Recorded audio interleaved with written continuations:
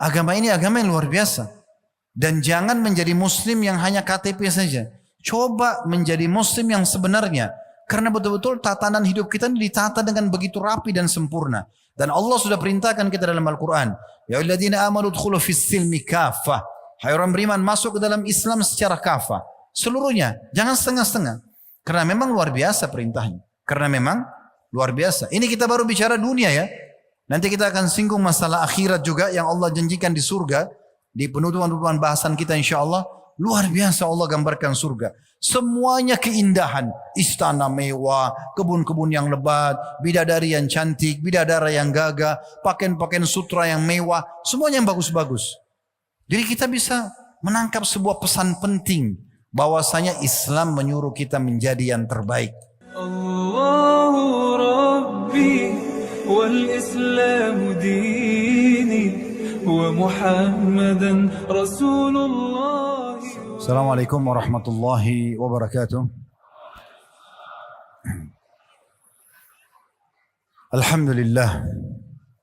Sebagai seorang muslim, kita sangat yakin dua susunan kata ini adalah susunan kata bersyukur dan berterima kasih kepada Sang Pencipta Allah. Nikmat Allah tidak terhingga. Terutama Allah Subhanahu wa taala menjadikan kita sebagai figur-figur muslim dan mukmin. Dan alhamdulillah yang telah menjadikan negeri kita tercinta, negeri Indonesia ini mayoritas muslim. Karena memang seorang muslim akan terpandu untuk mengenal siapa pencipta yang sebenarnya, yaitu Allah Subhanahu wa taala. Yang dengan itu dia tidak butuh tuhan-tuhan lain. Dia tidak butuh untuk menyembah patung, batu, pohon. Dia cukup kembali kepada satu Tuhan yang selalu diucapkan dan diyakini oleh setiap muslim, la ilaha illallah, la ma'budu bihaqqin illallah. Tidak ada Tuhan, pencipta, penguasa, pemilik yang menggantikan siang dan malam, menurunkan hujan dan menciptakan apapun yang dijangkau atau tidak dijangkau oleh mata manusia.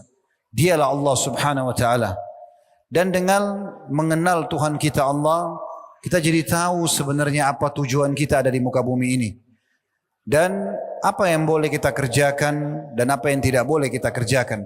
Apa yang boleh kita nikmati dari makanan, minuman, pakaian, pendapatan, pergaulan, dan mana yang tidak boleh. Yang biasa dikenal dalam agama Allah dengan halal dan haram.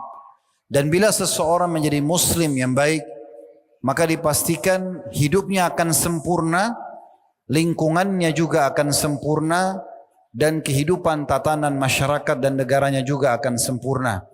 Karena semua yang diperintahkan dalam agama Allah adalah baik-baik, jujur, amanah, tanggung jawab, berbakti, baik dengan orang tua, baik dengan pemimpin yang sudah resmi, baik dengan atasan, bila kita di sebuah lembaga, ataupun menjaga kesetiakawanan dan menjaga keamanan dan ketentraman. Serta Islam melarang semua yang buruk-buruk, menggunjing, memfitnah, mencuri, membunuh, mengganggu orang lain, merusak ketentraman, semuanya dilarang. Oleh karena itu, dua susunan kata ini sangat luar biasa. Kita mengatakan alhamdulillah atas nikmat Islam dan iman, di mana dengan itu kita menjadi figur manusia yang sempurna, yang akan selalu menjadi orang yang baik, menjaga seluruh apapun yang berhubungan dengan kehidupan yang ada di sekitarnya, sehingga semuanya sempurna dan tidak mengganggu sama sekali siapapun yang ada di sekitarnya.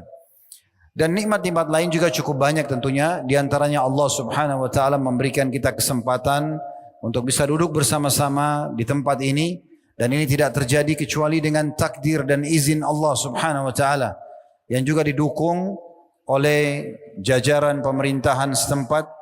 Semoga Allah Subhanahu wa taala menjadikan balasan pahala untuk semua teman-teman kita di jajaran pemerintahan. Mungkin dimulai dari gubernur, wali kota, mungkin jajaran aparat keamanan, tadi Kapolda dan diwakili, serta semua teman-teman yang sudah mensukseskan kegiatan kita ini. Berikut juga semua teman-teman panitia tentunya. Semua ini tidak lain kecuali karena izin Allah Subhanahu wa taala.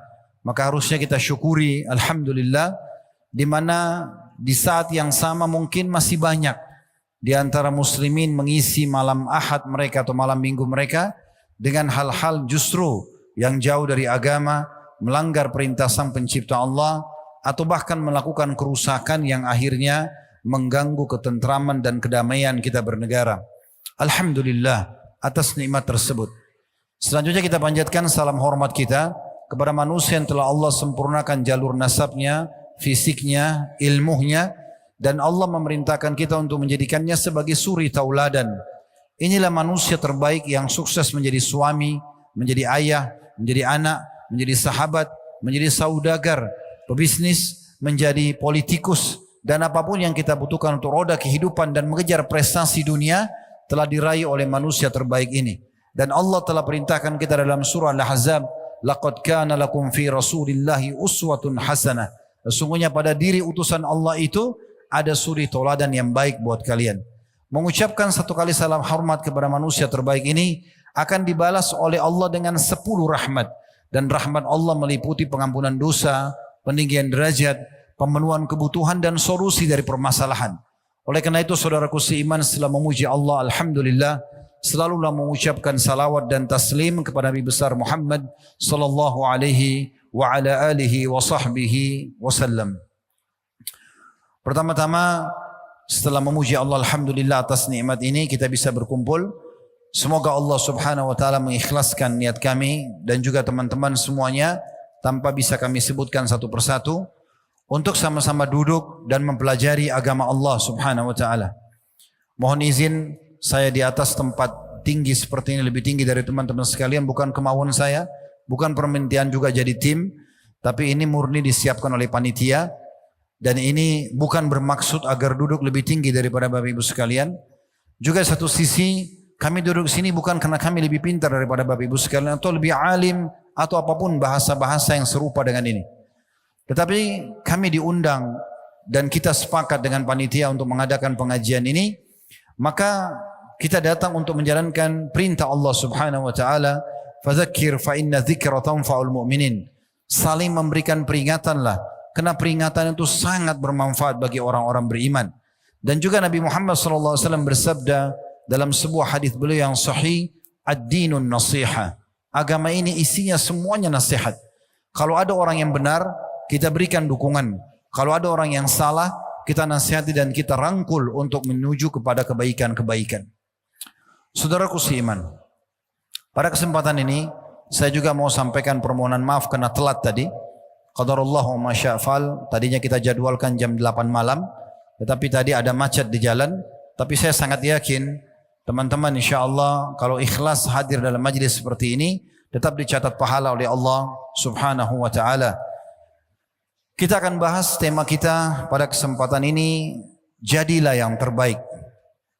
Saudaraku seiman, sebagai seorang muslim kita memang harusnya bangga menjadi seorang muslim yang beragama Islam ini. Karena memang agama Islam ini satu-satunya agama yang Allah subhanahu wa ta'ala pilih dan juga diterapkan kepada semua nabi-nabi. Sebagaimana Allah subhanahu wa ta'ala berfirman dalam surah Al-Imran, di surah nomor 3 ayat 19, Inna ad-dina indallahi al-Islam. Sesungguhnya agama di sisi Allah hanyalah Islam. Allah subhanahu wa ta'ala tidak pernah menurunkan agama lain. Keyakinan seorang muslim bahwasanya dari Nabi Adam alaihissalam, Idris, Hud, Saleh, Shu'aib, Musa, Isa, Muhammad dan nabi-nabi lain alaihi wassalatu wassalam semuanya muslim. Kata Nabi Muhammad SAW dalam sebuah hadis yang sahih, perumpamaan aku dengan nabi-nabi sebelumku ibarat seperti satu istana yang mewah. Orang-orang mengelilinginya sambil memuji-muji istana tersebut. Dan mereka mengatakan sambil melihat satu tempat batu bata yang belum diletakkan, coba seandainya satu batu bata ini diletakkan, maka akan lebih sempurna bangunan ini. Kata Nabi Muhammad SAW, ketahuilah, akulah satu batu bata itu. Dan akulah penutup para nabi dan rasul. Jadi yang kita anut ini bukan agama baru. Agama semua nabi dan rasul. Hanya perbedaan antara satu nabi dengan nabi yang lain, terkadang dalam hukum-hukum atau yang dikenal dengan syariat.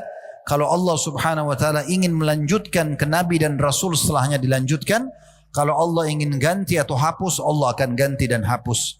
Dan agama Islam ini disempurnakan dengan diutusnya Nabi Muhammad sallallahu alaihi wa ala alihi wa sahbihi wasallam. Islam yang Anda anut ini, saudaraku seiman, adalah agama yang sangat sempurna. Karena semua prestasi yang terbaik, apapun itu, sifatnya berhubungan dengan Anda membangun jalinan hubungan yang baik dengan Sang Pencipta Allah, atau Anda menjalin hubungan yang baik dengan sesama manusia atau makhluk, maka semua dianjurkan untuk meraih yang terbaik. Islam tidak pernah menutup pintu untuk para penganutnya menjadi orang yang paling berprestasi. Dalam urusan dunia pun, Islam tidak pernah melarang penganutnya. Kalau di masa kita sekarang ada pendidikan formal, kita ada titel akademik, ada SD, SMP, SMA, lalu kemudian masuklah ke akademisinya S1, S2, S3. Tidak ada pernah larangan seorang muslim dikatakan cukup sampai SD saja, cukup sampai SMP saja, atau S1 saja. Selama dia mau, dia boleh mengejar prestasi terbaiknya. Dan akhirnya bertambah ilmunya, makin luas wawasannya, dan juga tentunya akan mendatangkan sumber income tambahan. Karena titel akademik lebih tinggi, maka otomatis gaji mungkin kalau dia mengajar di sebuah kampus lebih besar. Bahkan kalau dia mau kejar titel tertinggi seperti misalnya profesor dengan menyerahkan beberapa karya ilmiah di kampus, maka itu juga bisa. Seorang muslim boleh mengejar terbaik prestasi di penampilannya, di pakaian, di makanan, di apa saja. Boleh dia menjadi orang yang terbaik. Akan kita rincikan lebih jauh dalam bahasan kita.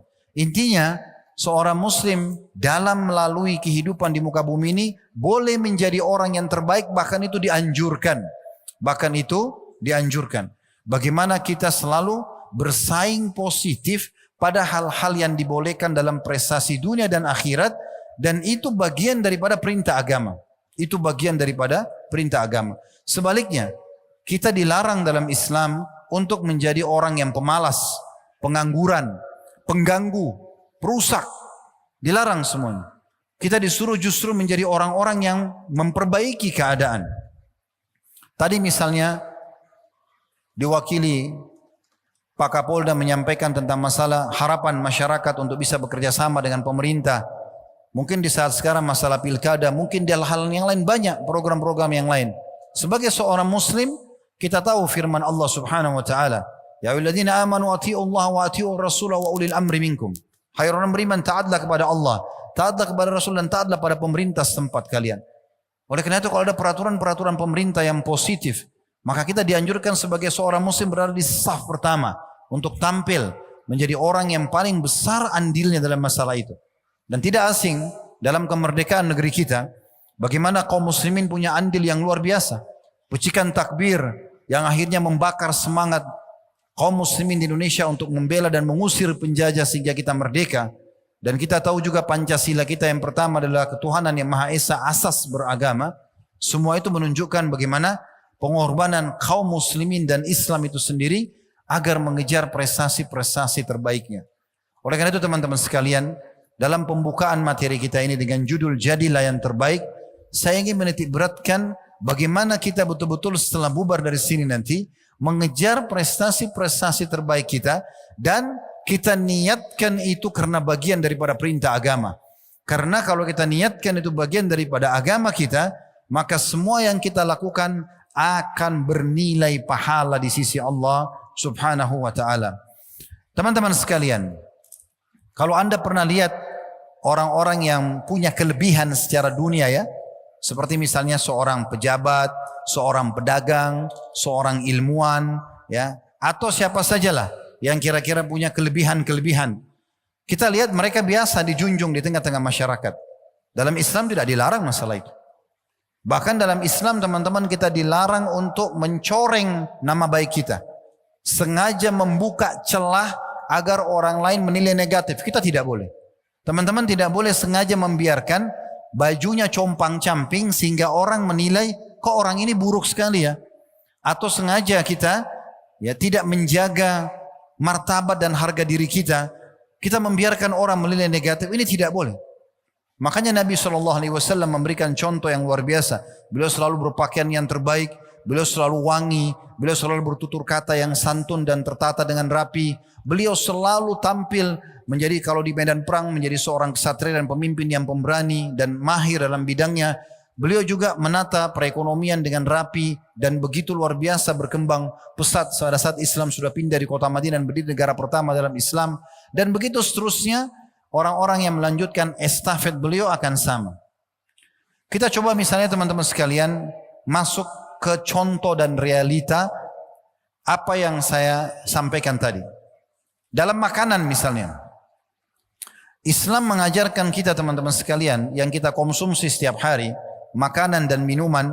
Perhatikan firman Allah dalam surah Al-Baqarah, surah nomor 2 ayat 168 yang berbunyi, Ya ayuhan nasu kulu mimma fil ardi halalan tayyiban wa la tattabi'u khutuwatis syaitan innahu lakum aduwwum mubin.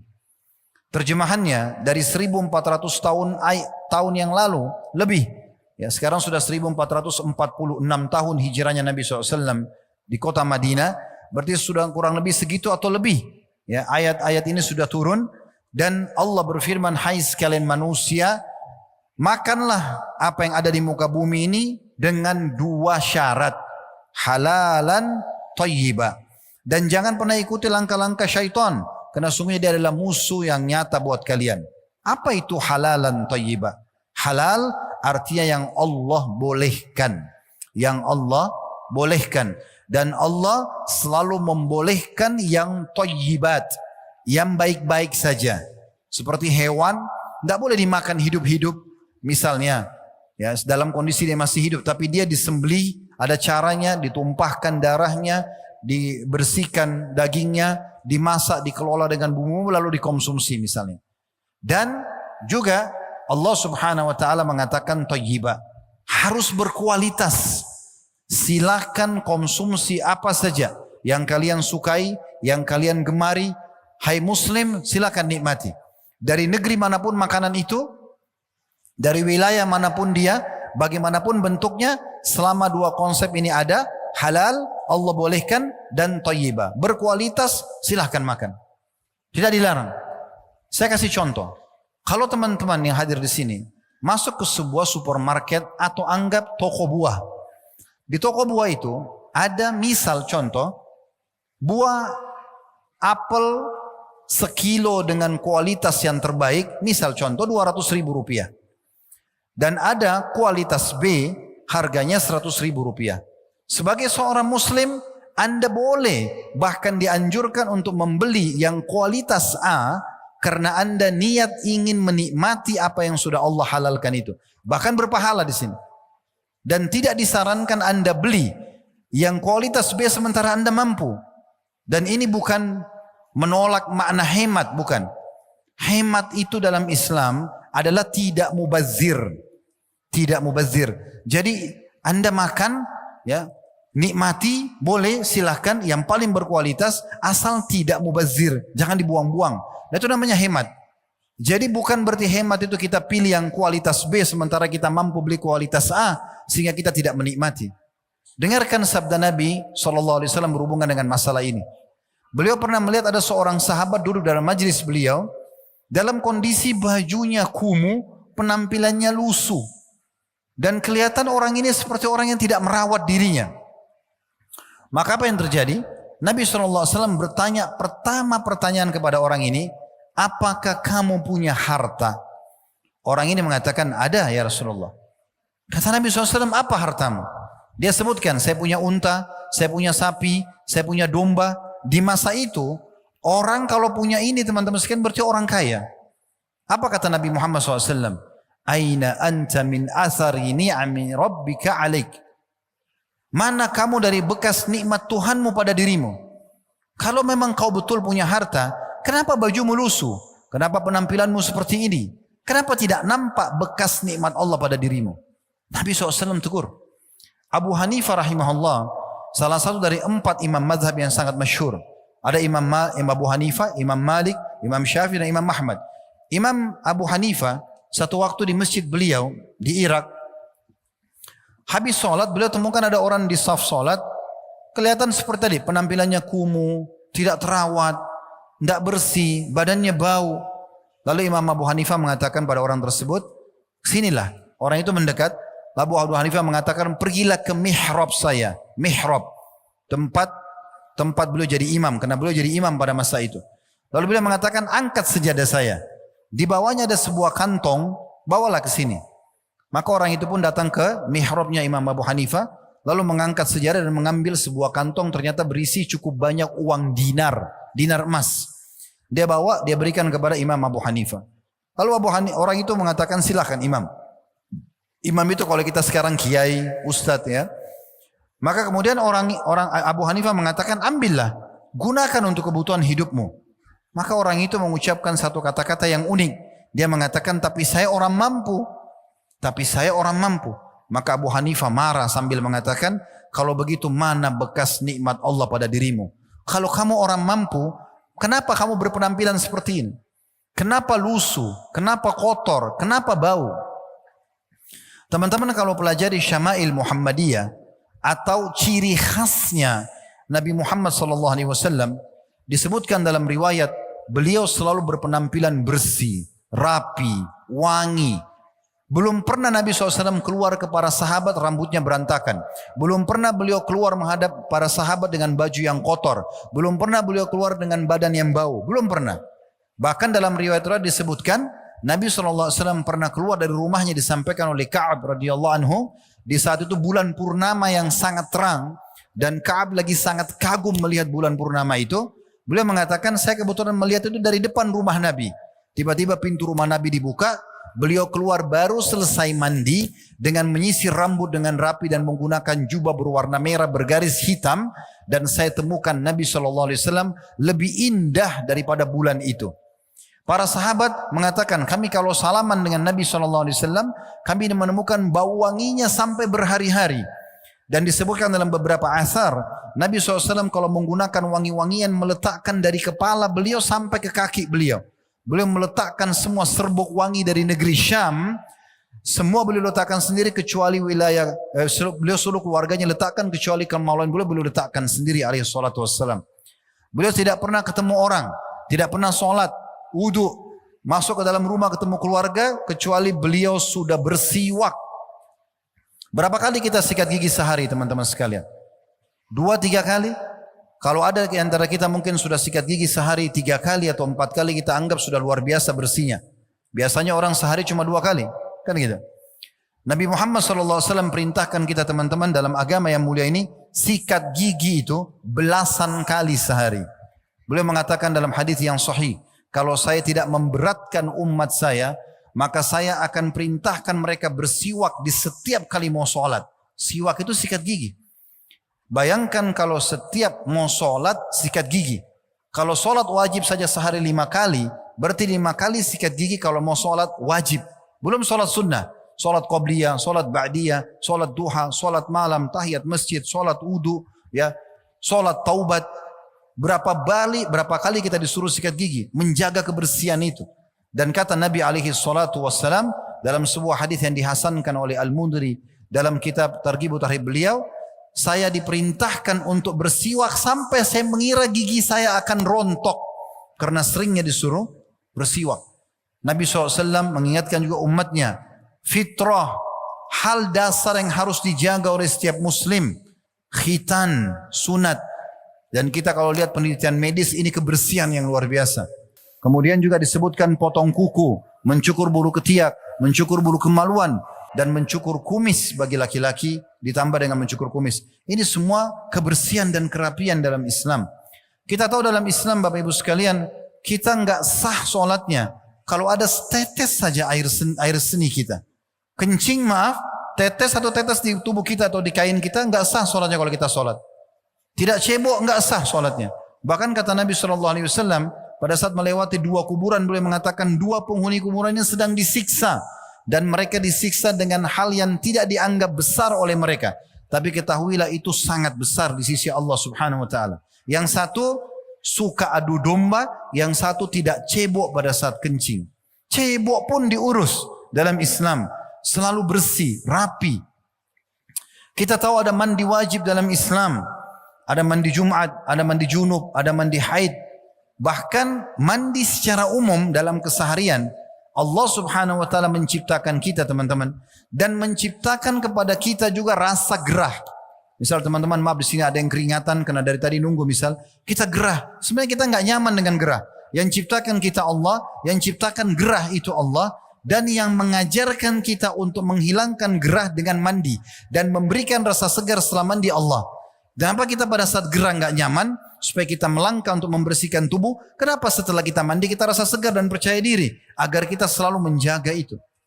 Islam datang memandu penganutnya, ayo sempurnakan hidupmu, jaga semua kebersihan dari rambut sampai kaki, jangan ada najis, jangan ada kotor. Maaf, keluar angin saja batal wudunya, nggak boleh sholat, kan gitu.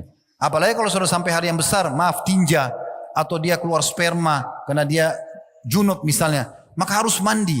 Ini nggak bisa main-main. Wanita haid berdarah nggak boleh disentuh kemaluannya walaupun dengan suami yang halal, karena itu adalah azza, kata Allah dalam surah Al-Baqarah surah nomor 2 ayat 222. Nanti kalau sudah bersih suci, kata Allah, sudah mandi suci istri, baru bisa gauli di tempat yang Allah perintahkan. Begitu Allah sebutkan tentang haid. Yas'alunaka 'anil mahid, ditanyakan kepada Muhammad tentang masalah haid. Qul huwa adzan fa'tazilun nisa fil mahid. Katakan dia azan, penyakit, dan jauhilah wanita pada saat dia sedang haid. Wala taqrabuhunna hatta yathur. Jangan kalian sentuh mereka, gauli mereka di kemaluannya sampai mereka bersuci. Fa idza tatahharna fa'tuhunna min haitsu amarakumullah. Kalau mereka sudah bersuci baru gauli di tempat yang Allah perintahkan kepada kalian. Jadi Allah subhanahu wa ta'ala luar biasa mengingatkan. Bahkan Allah bilang innallaha yuhibbut tawwabin wa yuhibbul mutatahhirin. Allah suka orang yang suka bertobat dan suka orang yang suka bersuci. Jadi luar biasa. Diperintahkan bersih, rapi, ya. Jadi kita juga tidak boleh merusak nama baik kita dengan penampilan yang kotor. Rasulullah SAW tidak pernah contohkan itu. Bahkan sudah banyak contoh yang kita sebutkan. Begitu juga dengan interaksi sama orang lain. Sekian banyak hal yang harus kita perhatikan. Tapi nanti kita akan sebut satu persatu. Sekarang kita masuk dulu ke makanan kembali. Jadi makanan pun kita dianjurkan teman-teman untuk makan yang berkualitas. Bahkan ayam nih, ayam ini halal. Tapi kalau ayam itu jadi bangkai, ditabrak motor, ditabrak mobil, bangkai atau mati karena penyakit, sudah enggak thayyibah, jadi haram dia. Jadi syaratnya harus halalan thayyibah. Ini berarti harus dibolehkan dan berkualitas tinggi. Saya dapat informasi dari beberapa teman-teman muslim di Jepang. Mereka pernah masuk ke satu supermarket, informasi ini sampai kepada kami. Lalu mereka temukan ada orang asli Jepang penyembah matahari. Mereka sembah matahari. Mereka yakin Tuhan mereka itu dewa mereka matahari. Dan kaisar mereka anak dewa matahari itu. Ya. Walaupun mereka maju secara teknologi, tapi keyakinan mereka seperti itu. Tapi sebagian masyarakatnya, itu kalau masuk ke supermarket beli makanan kaleng, ditemukan oleh muslim-muslim di sana, mereka beli kaleng yang ada label halalnya. Label halal. Ditanya sama seorang muslim sana, kenapa Anda muslim? Dia bilang bukan. Kenapa Anda beli ini? Ini kan ada label halal. Orang yang tanya bilang, saya muslim. Kalau dalam agama kami ini karena ini agama perintahkan. Apa jawaban orang itu? Karena, dia bilang ya, karena ini lebih terjamin secara kualitasnya. Orang yang sembah matahari tahu itu.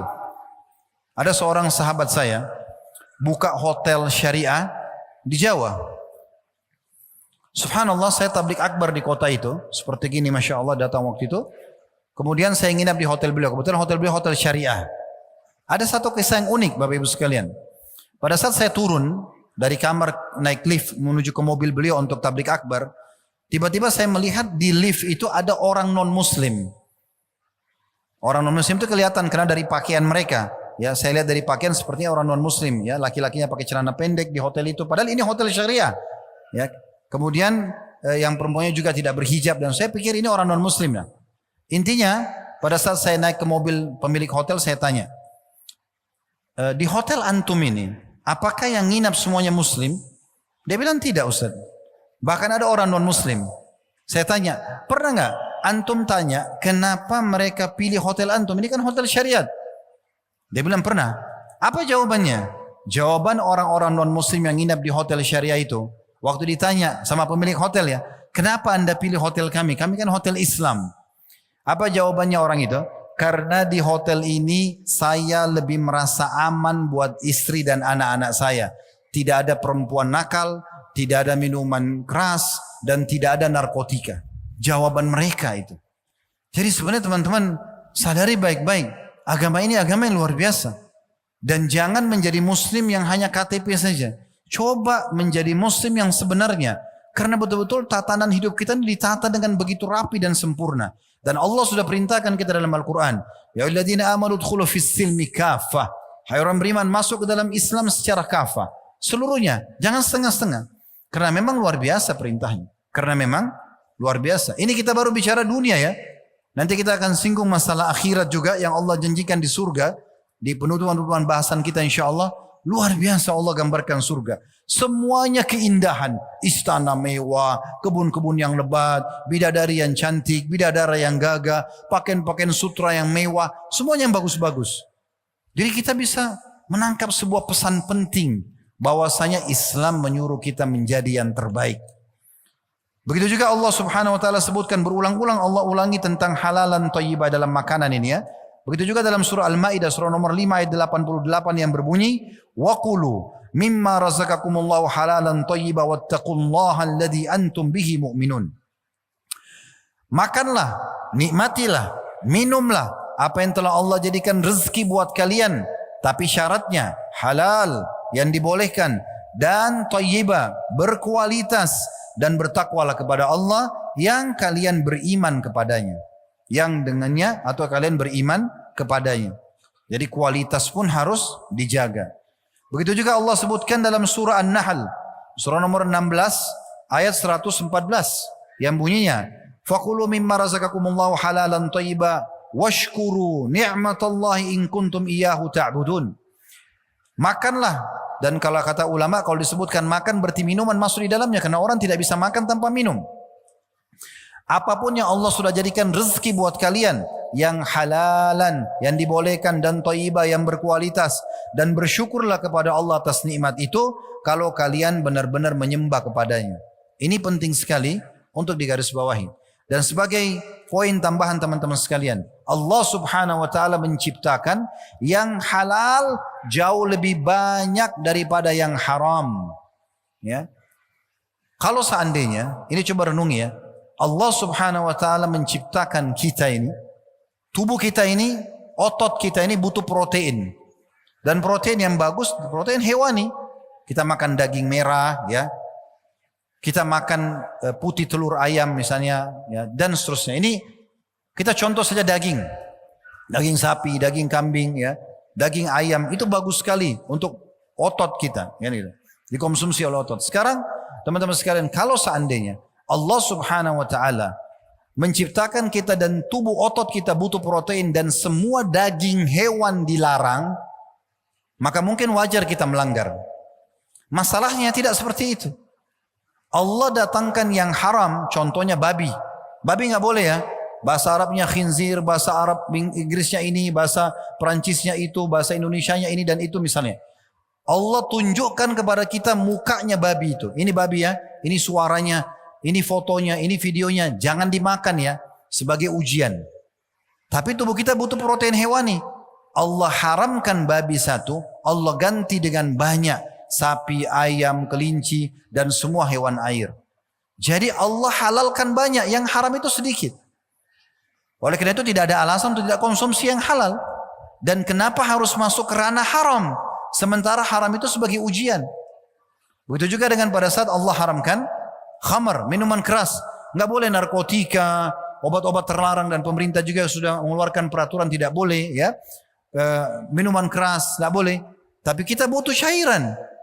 Kita butuh itu. Allah SWT ganti dengan air putih, sirup, ya, apalah kopi, teh, ya, jamu kalau kita dan banyak minuman-minuman lain. Air putih banyak. Allah ciptakan kita ada syahwat, kita suka dengan lawan jenis. Allah yang membuat kita laki-laki suka sama perempuan, perempuan suka laki-laki. Allah bilang itu dalam Al-Quran. Zuina linnasi hubbu syahwati minan nisa. Telah dihiasi dalam diri setiap laki-laki itu rasa suka syahwat, ada syahwatnya.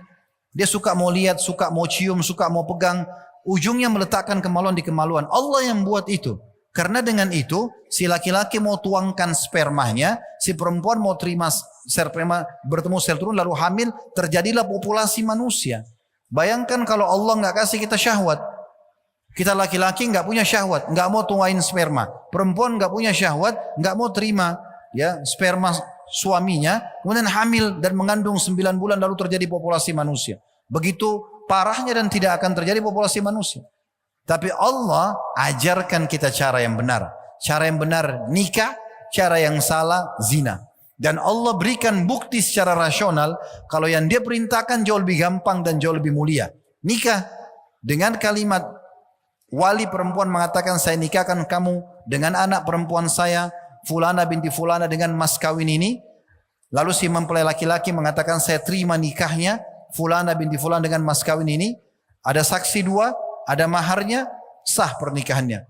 Kurang dari 5 menit mereka sudah boleh biologis sepuasnya. Boleh safar sama-sama, pacaran sepuasnya. Bahkan ibadah biologis setelah akad nikah.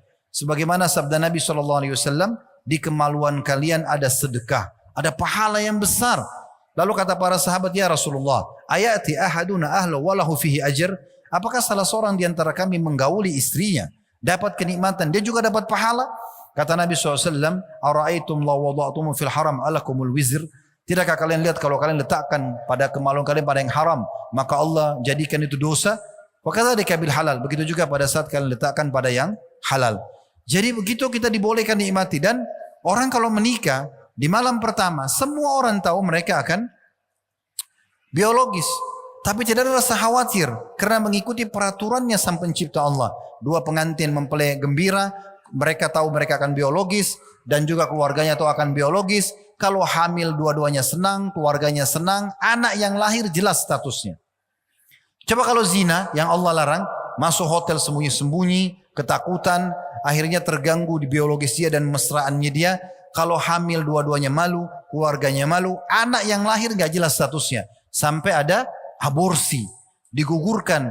Kalau perempuan hamil dari suami halal, walaupun perutnya besar jalan di pasar, orang tanya dia dengan bangga mengatakan, ibu hamil ya? Iya.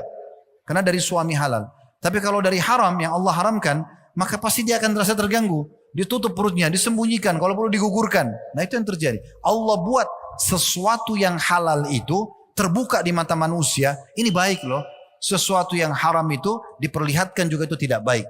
Tadi sudah saya bilang, semua yang diperintahkan agama teman-teman, jujur, amanah, tanggung jawab, bakti sama orang tua, semuanya baik-baik dan diberikan keutamaan atau fadilah supaya kita jadi orang baik. Dan semua yang buruk-buruk, mencuri, menggunjing, mengganggu, memfitnah, membunuh, mencuri, semua dilarang. Dan diberikan ancaman yang berat. Berarti memang kita disuruh mencari kualitas yang terbaik. Itu contoh yang pertama, makanan, minuman. Yang lain, pakaian. Perhatikan firman Allah subhanahu wa ta'ala. Di dalam surah Al-A'raf, surah nomor 7 ayat 31. Bunyinya, ya bani Adam khudhu zinatakum inda kulli masjidin wa kulu washrabu. Wa kulu washrabu wa la tusrifu innahu la yuhibbul musrifin. Artinya, hai anak Adam, ambillah, kenakanlah pakaian terbaikmu, perhiasan terbaikmu pada saat kau akan menuju ke masjid, dan makanlah serta minumlah dan jangan berlebih-lebihan. Sesungguhnya Allah tidak suka dengan orang yang berlebih-lebihan. Dalam Islam teman-teman, tidak pernah ada satupun dalil kita disuruh pakai baju compang-camping. Tidak ada dalam Islam. Bahkan kalau sudah pernah dengar ya, apalagi kalau laki-laki tentang sholat Jumat, apa yang Nabi SAW perintahkan? Ya disuruh pakai baju yang terbaik, wangi-wangian yang terbaik, mandi yang paling bersih. Bahkan kalau ada yang menggabungkan ini ya, pakai baju terbaiknya, pakai wangi-wangian terbaiknya di hari Jumat, dia mandi yang paling bersih gitu kan. Kemudian dia pergi tanpa memisahkan atau melewatin pundak 2 orang. Maka diampuni dosanya Jumat itu sampai Jumat yang akan datang dan ditambah 3 hari. Dimotivasi dapat pengampunan karena bersih. Coba bayangkan, pakai baju yang bagus. Dalam Islam, sudah tahu belum teman-teman sekalian, ada doa memakai baju baru. Ya, kalau teman kita pakai baju baru, disunnahkan kita doakan. Tubli wa yukhlifullah, kata Nabi SAW.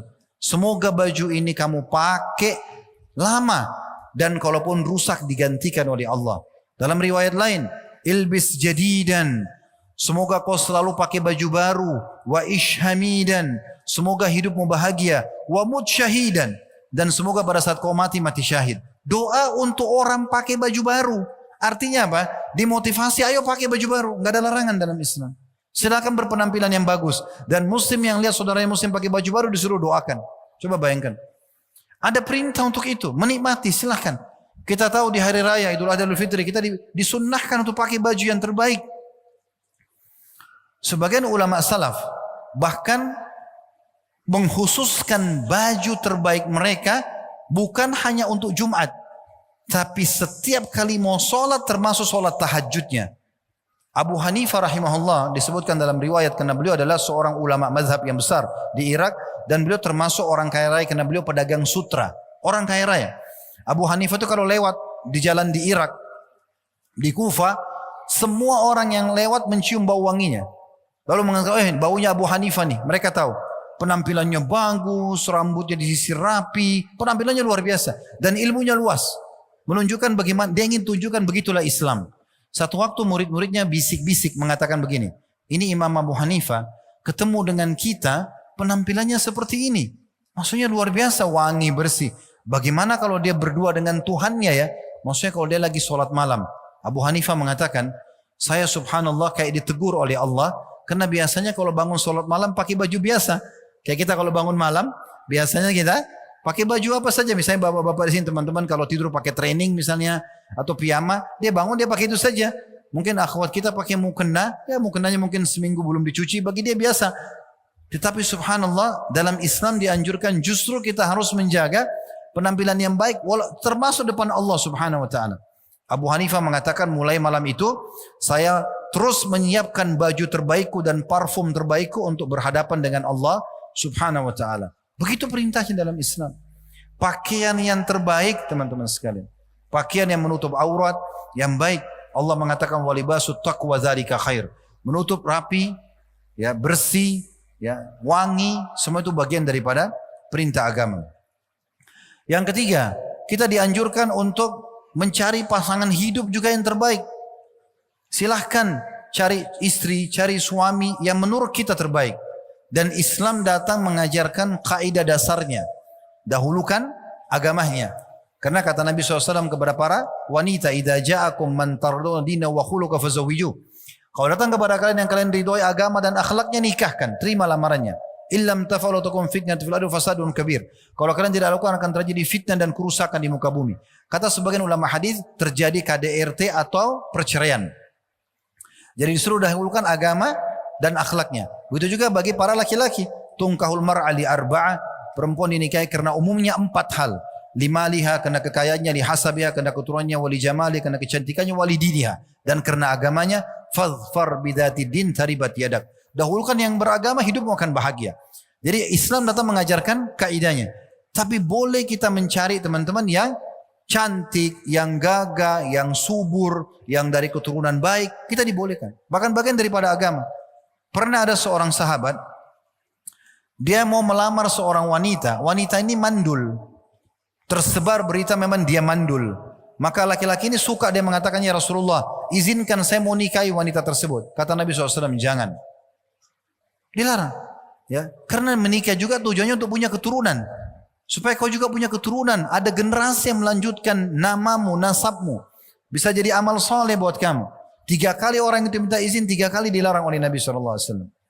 Lalu kata Nabi SAW, nikahilah wanita yang subur dan penyayang karena aku akan bangga dengan jumlah umatku pada hari kiamat.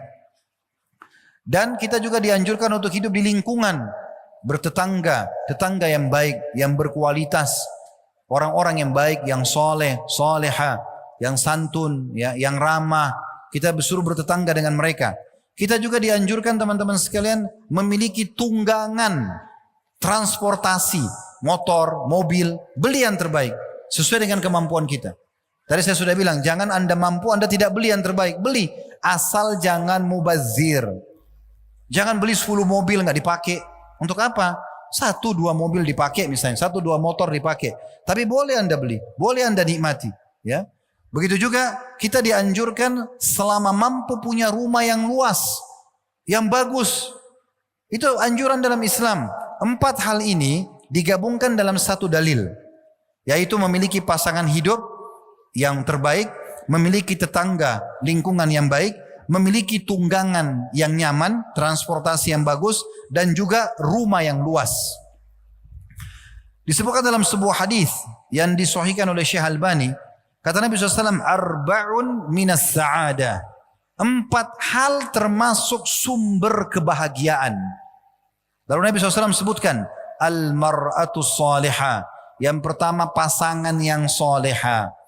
Pasangan yang baik, yang santun, yang ramah, yang bakti sama Tuhannya dan baik sama makhluk. Itu namanya salihah.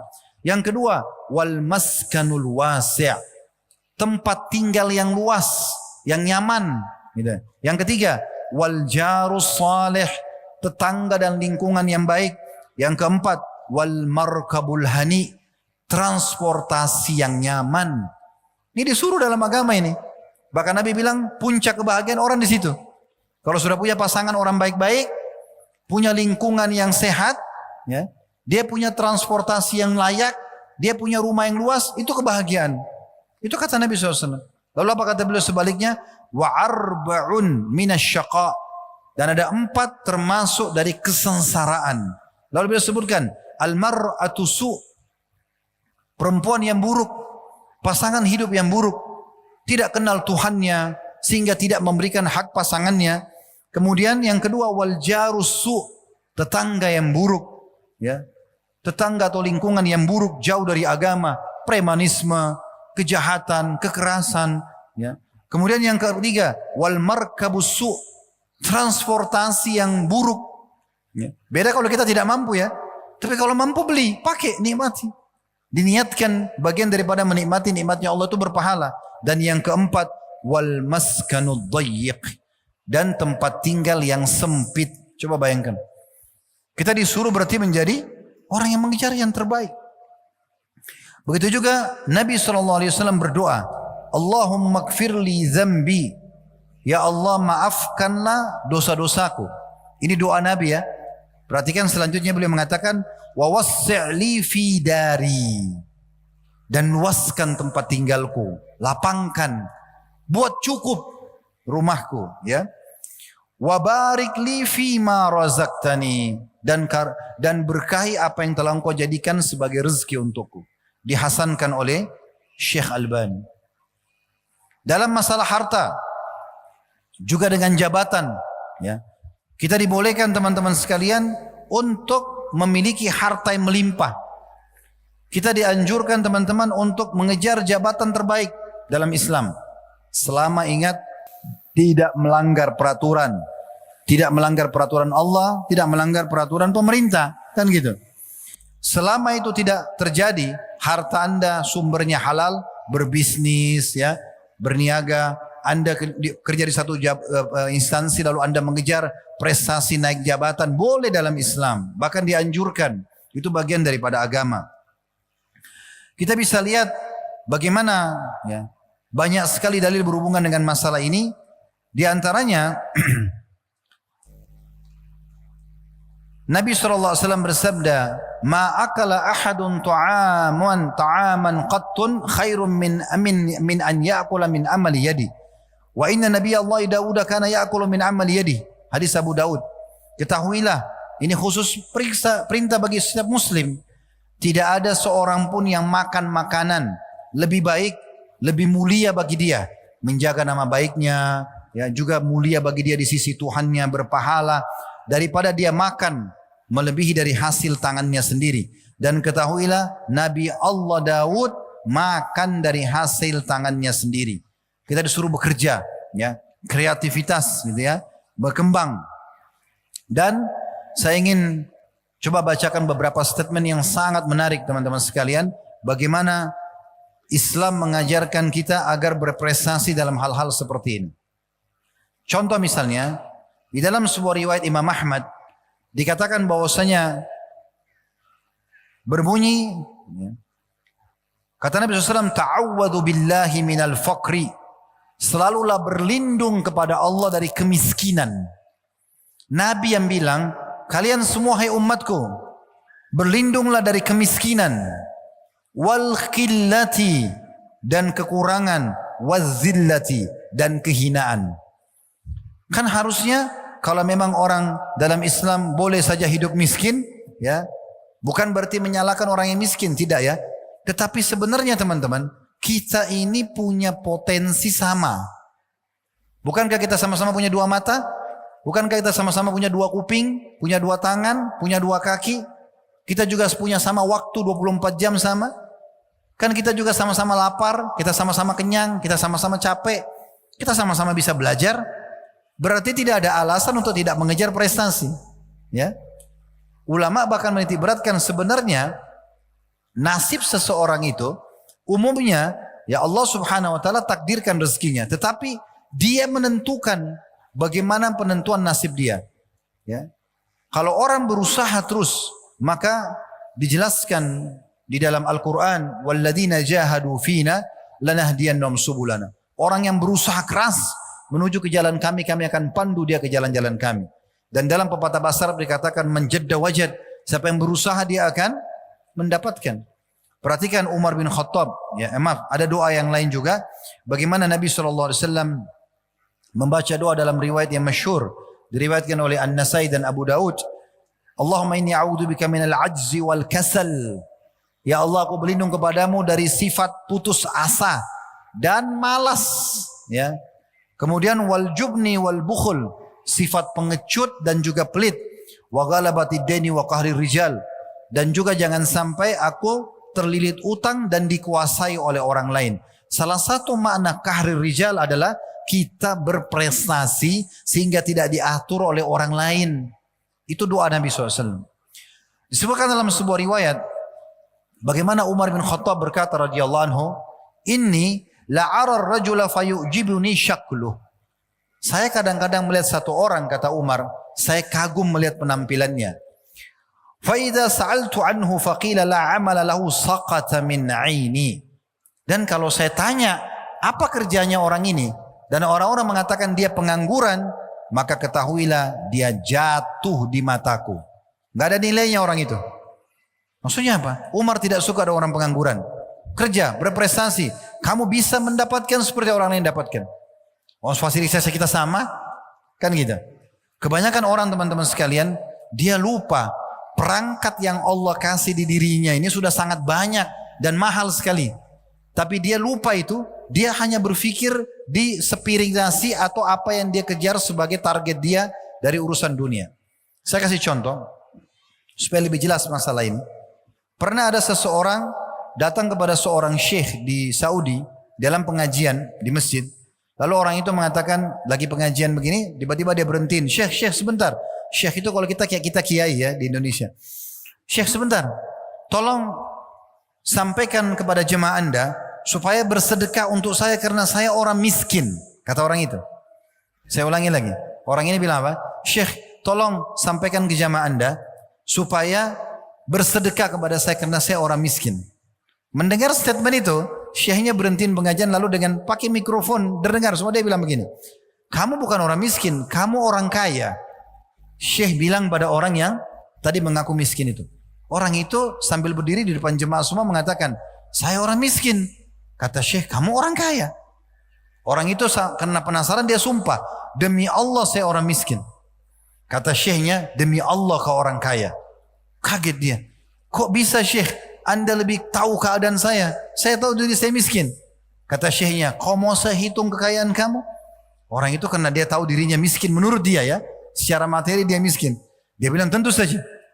Kata Syekhnya, saya mau tanya berapa jari tangan kamu? Dia bilang 10. Kata Syekhnya, mau gak? Kalau satu jari kamu saya potong, saya bayar 1 juta real. Ini berarti 4,5 miliar. Mau gak? Ini saya potong, saya bayar 1 juta real. Dia bilang saya gak mau. Kata Syekhnya, kau punya 10 juta real. Mau gak satu mata kamu saya congkel 1 juta real? Gak mau. Kau punya 2 juta real. Kuping, tangan, kaki, semua dirincikan. Kata Syekhnya, kau ini orang kaya raya. Perangkatmu luar biasa. Tinggal keluar cari rezeki saja. Tapi kebanyakan orang lupa itu. Dia lupa perangkat dia sangat luar biasa.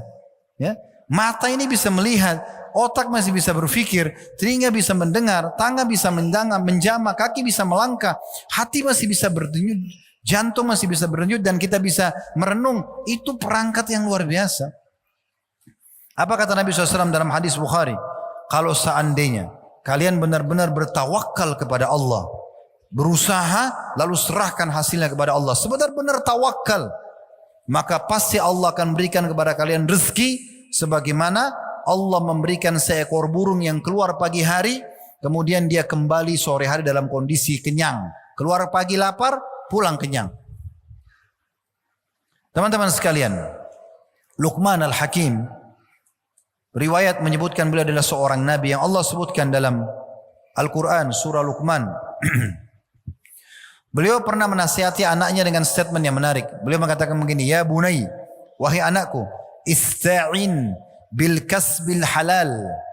Carilah pendapatan halal. Perbanyak itu. Cari sumber pendapatanmu yang halal dan banyak. Fa innahu maftaqara ahadun illa asabatu ihda thalathu khisal. Karena tidak ada orang yang meninggalkan mencari pendapatan halal dan memperbanyaknya itu, kecuali dia bisa kena salah satu dari 3 hal. Ya. Kemudian beliau menyebutkan riqqatu fi dinihi. Orang kalau tidak punya income, pengangguran, dia tidak mau mengelola potensi dirinya dan maju menjadi orang yang lebih baik dari sebelumnya atau bahkan menjadi orang yang terbaik di komunitasnya, maka berarti akan lemah agamanya. Pernah dengar orang-orang muslim yang murtad karena sedus makanan, pakaian, lemah agamanya karena susah pendapatannya tidak ada. Padahal perangkat dia sama enggak dengan orang yang kaya? Sama, 24 jam sama. Kalau orang kaya raya teman-teman, orang sukses itu waktunya 25 jam, kita 24 mungkin wajar. Matanya 10, 2 depan, 2 samping, 2 mungkin lebih banyak bisa melihat. Matanya 2 sama kita. Masalahnya kitanya sendiri yang membatasi diri kita. Sudahlah, saya begini saja. Memang dia tidak mau maju. Coba dobrak itu teman-teman sekalian. Ini sering saya berbagi di pengajian. Jangan kurung diri kita di bingkai kehidupan yang kita buat sendiri. Selalu saya kasih contoh ini. Jangan bilang begini, saya kalau tidak minum kopi pagi hari kepala saya pusing. Akhirnya kalau tidak ada kopi pusing benar. Tidak usah, jangan buat bingkai kehidupan begitu. Ada kopi, ada susu, ada air, ada minum aja. Mudahkan, kan gitu. Saya kalau tidak tidur di rumah saya tidak bisa tidur. Susah.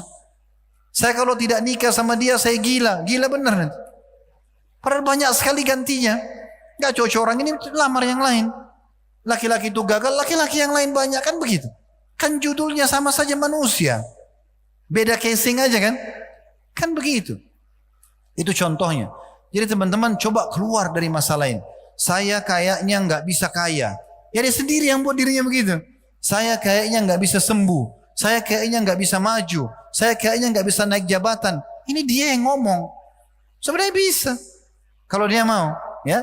Kalau 2 orang teman-teman masuk di satu perusahaan. Ini saya cuma kasih contoh. Dua-duanya misalnya jadi OB di kantor. Dia buat teh, buat kopi misalnya. Si A sama si B. Ini saya kasih contoh. Maaf kalau ada di sini yang kebetulan profesinya sama. Saya bukan nyinggung ya, karena saya tidak kenal Bapak Ibu sekalian. Saya cuma coba membuka wacana Anda. Begini Islam mengajarkan kepada kita. Kalau 2 orang ini A sama B dua-dua jadi OB, si A ini dikasih gaji 3 juta, si B dikasih 3 juta rupiah misalnya. Lalu si A bilang, sudahlah saya cukup begini. 1,5 juta kasih istri, 1,5 juta saya pakai kebutuhan saya. Udah begini sudah cukup. Bisa, nggak masalah. Tapi Anda akan temukan kalau si B, misalnya dia gaji 3 juta, terus dia berpikir, saya tidak mau jadi OB selamanya. Dia datang kepada HRD atau yang bertugas di kantor, kira-kira saya sekarang jadi OB ini, ada nggak peluang saya naik jabatan di kantor? Oh ada. Bagaimana caranya? Kamu harus punya ijazah misalnya. Lalu sambil dia kerja, dia kuliah. Saya temukan beberapa orang bergabung sama kami di kantor, sambil kerja sambil dia kuliah juga. Untuk nanti bisa memperbaiki lagi keadaan dia itu oke, gitu kan? Gak ada masalah. Misal contoh, dia coba kejar apa saja yang jadi prestasi yang bisa menaikkan gaji dia dan jabatan dia. Kita akan temukan teman-teman 5 tahun ke depan atau 3 tahun ke depan, si A tetap sama, si B pasti berprestasi. Pasti. Orang masuk dagang di satu pasar, si A bilang, sudahlah saya cukup dagang begini, modal saya 2 juta, udah begini-begini aja, cukup. Ya udah begitu terus dia. Kalau si B datang enggak, saya punya modal 2 juta, bagaimana saya kembangin jadi 5 juta? Bagaimana jadi 10 juta? Kita temukan orang ini beberapa waktu ke depan, dia akan jauh lebih maju daripada si A. Dan begitu seterusnya.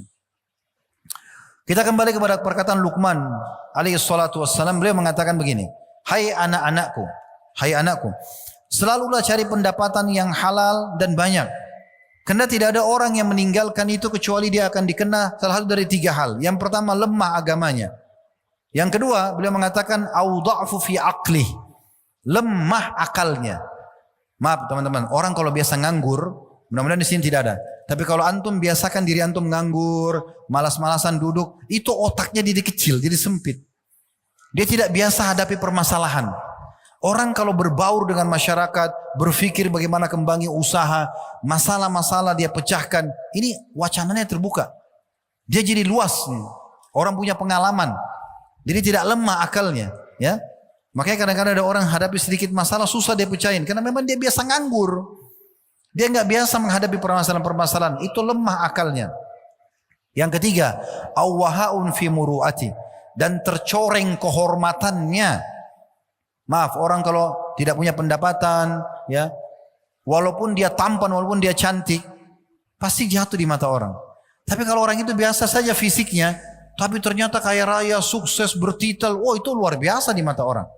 Kan begitu umum ya, kita bicara umum. Nah kita semua bisa begitu. Bukan tidak bisa, mau atau tidak mau saja. Kita punya perangkat, anggota tubuh kita sudah ada perangkat tadi. Kita ada doa, kita ada ikhtiar, kita bisa belajar, kita bisa kursus, kita bisa bertanya. Kita bisa bekerja sama orang dulu, cari pengalaman banyak. Lalu kata beliau terakhirnya, wa a'zamu min dzalika istighfafun nasu bihi. Dan yang lebih parah lagi, kalau orang itu tidak berusaha kejar prestasinya, hartanya, pendapatannya, jabatannya, maka akan dihina oleh manusia. Perkataan yang lain disebutkan oleh Sa'id ibn Musayyib rahimahullah, seorang ulama tabi'in yang masyhur. Beliau mengatakan, la khaira fi man la yatlubul mal. Tidak akan dinilai baik seseorang yang tidak mencari pendapatan, prestasi, harta dan jabatannya. Yaqdi bihi dainah, dengan itu dia bisa bayar utang-utangnya.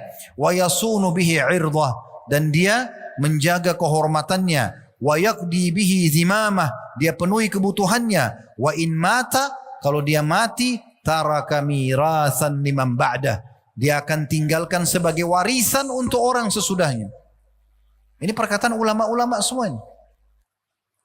Perkataan yang lain, Qais bin Asim rahimahullah, seorang ulama yang masyhur di masa dulu, pada saat dia mau wafat, dia nasihati anaknya begini. Dia mengatakan, alaikum bil mali wastina'ah, kalian harus cari harta itu dan rawat baik-baik, kembangkan, ya. Disuruh itu, fa innahu mambahatul karim, karena dia sumber pendapatan yang baik.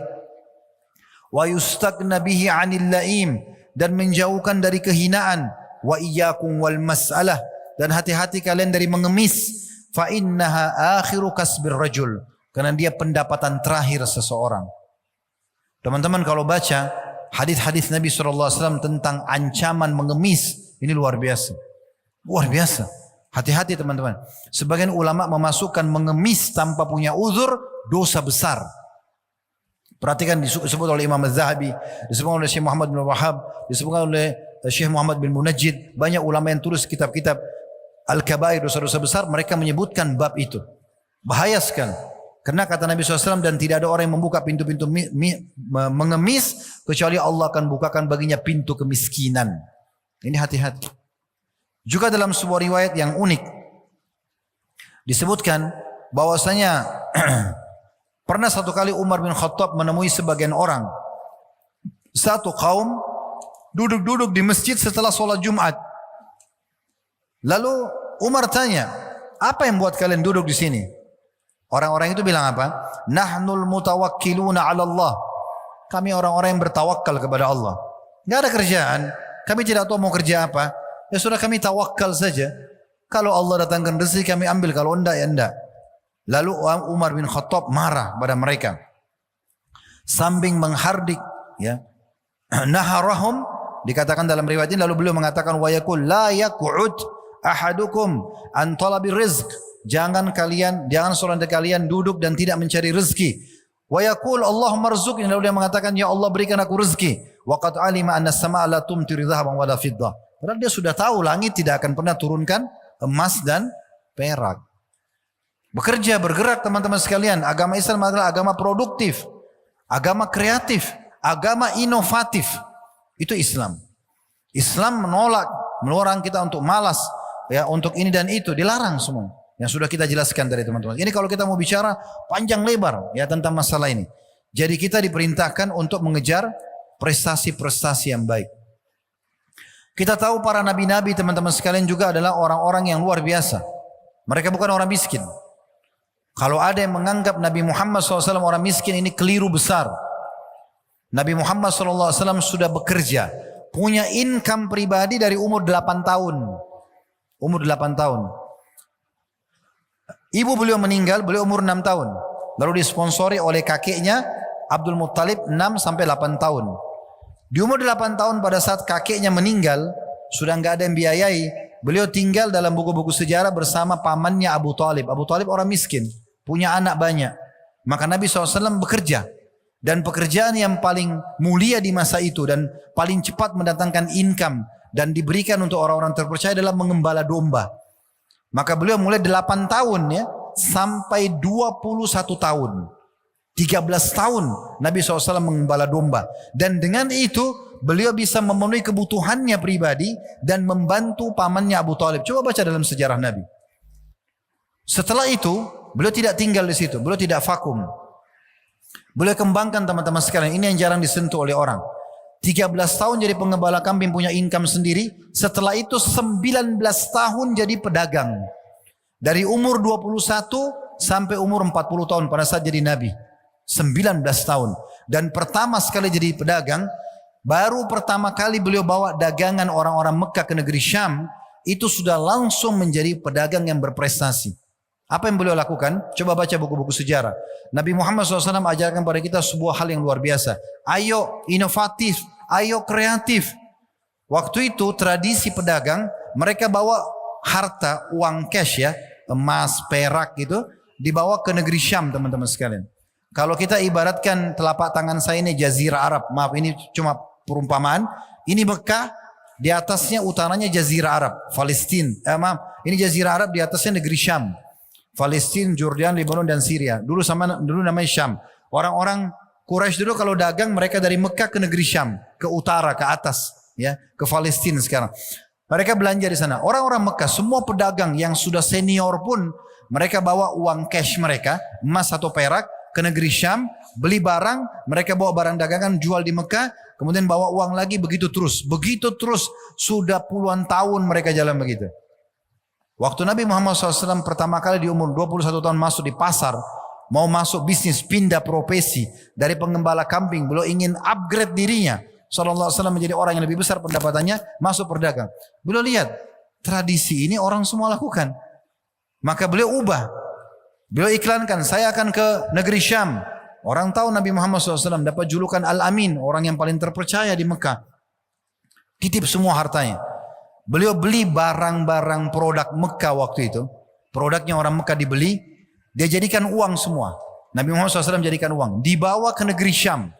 Satu-satunya pedagang yang bawa barang dagangan ke negeri Syam cuma Nabi Muhammad SAW. Pedagang lain semua bawa uang. Dia bawa barang dagangan SAW ke negeri Syam. Dijual. Untung kemudian dia bawa barang Syam ke Mekah. Begitu terus. Dan kalau mau tahu rahasianya. Ini salah satu sebab kenapa Khadijah mau menikah dengan Nabi. Coba baca buku sejarah. Karena Khadijah orang terkaya Mekah dan dia mengirim Maisarah, pembantu dia untuk menemani Nabi SAW. Dan waktu pulang ditanya, bagaimana perdagangannya Muhammad? Salah satu disampaikan adalah ini. Banyak orang cuma menyampaikan, oh Nabi Muhammad dinaungi oleh awan, waktu dulu di bawah pohon kurmanya menunduk. Itu mukjizat iya. Tapi mereka tidak singgung dari sisi yang lainnya. Perniagaannya, ini yang saya ingin singgung. Apa kata Maisarah? Saya melihat Muhammad membuat sebuah strategi baru. Dia membeli barang-barang dagangan Mekah, dibawa ke negeri Syam dijual. Lalu kemudian dibawa lagi ke Mekah dalam bentuk produk juga. Karena itu Khadijah untung 2 kali lipat. Maka Khadijah menghubungi temannya bernama Nafisa, kemudian lalu meminta Nabi SAW untuk menikahi beliau. Coba baca buku-buku sejarah. Bagaimana Nabi SAW contohkan buat kita ini. Ya? Dan anda perlu tahu juga, Aisyah berkata, karena Abu Bakar ajjaru Quraisy hatta dakhara fi imara. Dalam riwayat-riwayat yang sahih, Abu Bakar adalah pedagang Quraisy yang paling mahir, ya, sampai beliau masuk ke pemerintahan. Setelah Nabi SAW meninggal, beliau jadi khalifah, baru beliau berhenti berdagang. Dan para sahabat Nabi semuanya berdagang ke laut-laut Romawi, mereka berdagang, mereka berniaga, mereka berkembang, dan akhirnya mereka menjadi orang-orang yang sukses, teman-teman sekalian. Ini contoh saja. Dan cukup banyak contoh-contoh masalah ini, ya. Kemudian teman-teman sekalian juga saya ingin tambahkan, dalam Islam banyak dalil juga tentang masalah bolehnya orang punya tumuh namanya. Kalau mau tahu tumuh itu apa teman-teman? Itu harapan yang besar, ya. Tamak terhadap sesuatu yang positif. Boleh, ya. Misalnya kita mau kejar prestasi tadi, harta terbanyak, jabatan tertinggi, boleh, asal tidak melanggar. Boleh dalam Islam, tidak masalah. Ya. Dan itu disebutkan pernah berkumpul 4 orang dari anak-anak muda Muslim. Yang pertama Urwa, yang kedua Abdullah, ya, ini bin Zubair, kemudian Mus'ab bin Zubair dan Abdul Malik bin Marwan. Ini Urwa bin Zubair, ya. Jadi ada 2 adik kakak, ya. Maaf, Urwa bin Zubair ini anaknya Zubair bin Awam. Ini ulamanya tabi'in masyhur, ya. Dia duduk sama temannya dengan 2 adik kakak, Abdullah bin Zubair sama Mus'ab bin Zubair. Anaknya Urwa bin Zubair sama Mus'ab sama-sama bersaudara, dan duduk sama Abdullah bin Zubair. 3 orang bersaudara ini. 3 orang bersaudara. Ya, Urwa bin Zubair, kemudian Abdullah bin Zubair dan Mus'ab bin Zubair. Duduk sama 1 orang, teman mereka namanya Abdul Malik bin Marwan, di depan Ka'bah. Dikatakan begitu, di depan Ka'bah. Lalu ke-4 orang ini ngobrol, anak-anak muda ini. Ini contoh tumuh, ya, semangat besar, mengatur sebuah planning besar dan dijadikan sebagai target. Mereka bilang sama yang lain, coba di depan Ka'bah ini kita berangan-angan. Kira-kira harapan kita masing-masing apa? Apa kata Abdullah bin Zubair? Ini sahabat Nabi yang mulia, ya, terkenal Abdullah bin Zubair. Dia mengatakan, saya ingin sekali menjadi khalifah muslimin, raja umat Islam yang menguasai Hijaz. Hijaz itu Mekah sama Madinah. Adiknya bernama Mus'ab. Mus'ab mengatakan, saya pengen sekali menjadi gubernur di Khurasan, di Irak sama Iran, ya. Kemudian Abdul Malik ibn Marwan, teman mereka bilang, kalau itu keinginan kalian, maka saya berharap saya menjadi khalifah muslimin. Lebih besar lagi, ya. Lalu bertiga ini, tiga-tiganya bicara politik, ya. Tiga-tiganya mau jadi pemimpin. Abdullah bin Zubair ingin jadi khalifah, raja, tapi menguasai cuma Mekah sama Madinah, Hijaz saja. Adiknya Mus'ab bilang, saya mau jadi gubernur di negeri Syam. Si Abdul Malik bilang, kalau gitu saya mau jadi raja umat Islam, seluruh wilayah Islam saya kuasai. Lalu ketiga-tiganya bicara sama Urwa. Urwa ini seorang ulama besar, ya. Mereka mengatakan, wahai Urwa, kami sudah sampaikan angan-angan kami. Kalau angan-angan kamu apa? Angan-angan itu mungkin kalau kayak kita apa, ya, target kita, ya. Kita mau jadi apa? Biasanya kalau kecil ditanya mau jadi apa, ya, gitu, ya. Maka Urwa mengatakan, kalian semua berharap dunia saja. Kalau saya berharap menjadi ulama muslimin dan mengajarkan mereka agama. Tahu apa yang terjadi, teman-teman? Tidak lewat 10 tahun dari masa itu, ke-4 orang ini dapat semua yang mereka mau. Abdullah bin Zubair menjadi khalifah, menjadikan Mekah sebagai wilayah kerajaannya, ibu kotanya, dan menguasai Mekah sama Madinah. Dia tunjuk adiknya Mus'ab bin Zubair untuk menjadi gubernur di negeri Syam, di Khurasan. Setelah keduanya meninggal, Abdul Malik, teman mereka, menjadi khalifah muslimin. Dan di waktu yang bersamaan fase kurang dari 10 tahun itu, Urwa menjadi ulama muslimin. Coba teman-teman, tunjukkan kepada Allah Subhanahu wa taala orderan antum. Nah, ini bahasa saya supaya mudah difahami, ya. Order sama Allah, minta.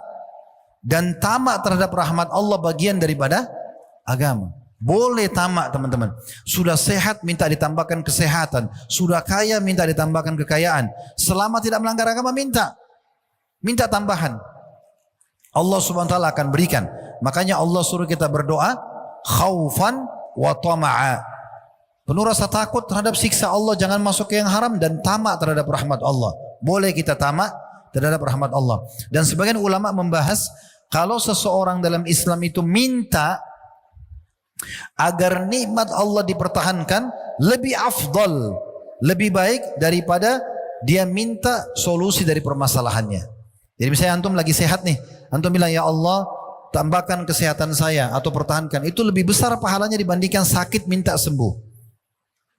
Ya, kita sudah kaya minta supaya Allah kayakan, itu lebih afdal daripada nanti sudah bangkrut baru minta solusinya. Makanya kata Nabi SAW, kenali Tuhan kalian pada saat kalian lagi lapang, dia akan kenali kalian pada saat kalian sedang sempit. Ini fahami baik-baik kaidahnya. Ya. Selanjutnya teman-teman sekalian, kita juga dianjurkan untuk cari keturunan.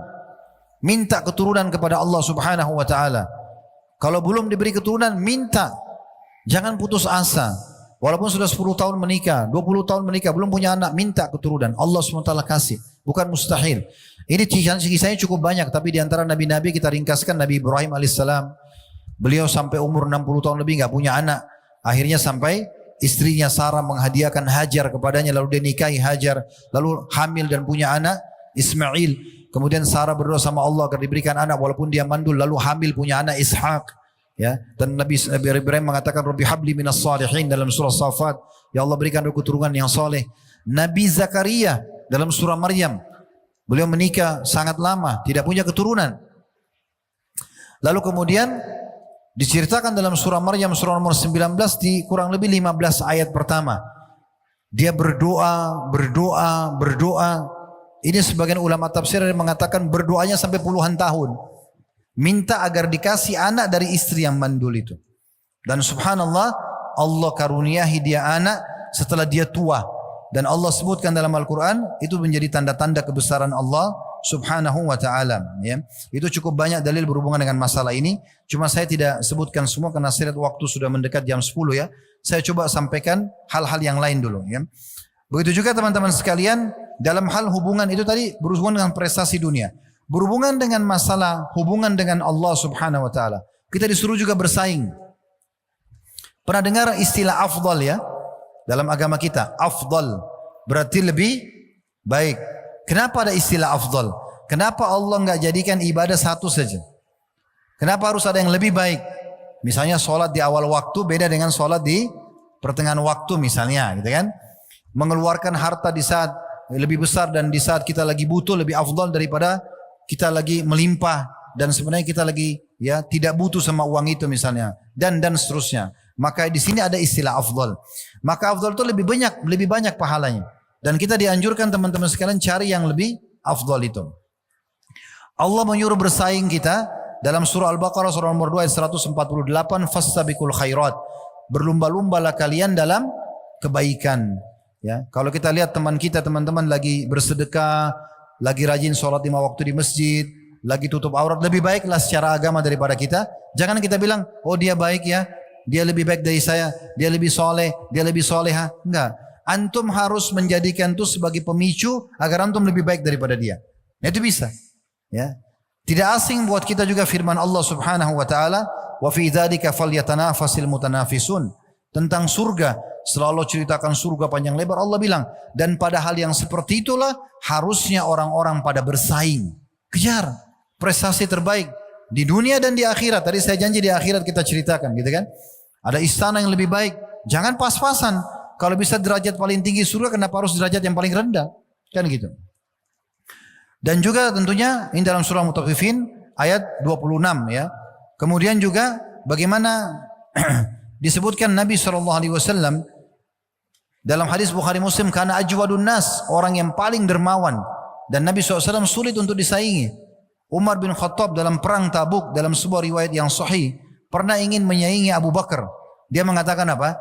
Pada hari ini, karena ada utusan Nabi SAW datang, lalu kemudian mengatakan, ayo sedekah, perang Tabuk. Ya. Perang terakhir Nabi SAW. Maka Umar lihat Abu Bakar belum datang. Biasanya Abu Bakar sudah datang duluan di situ, di masjid Nabi.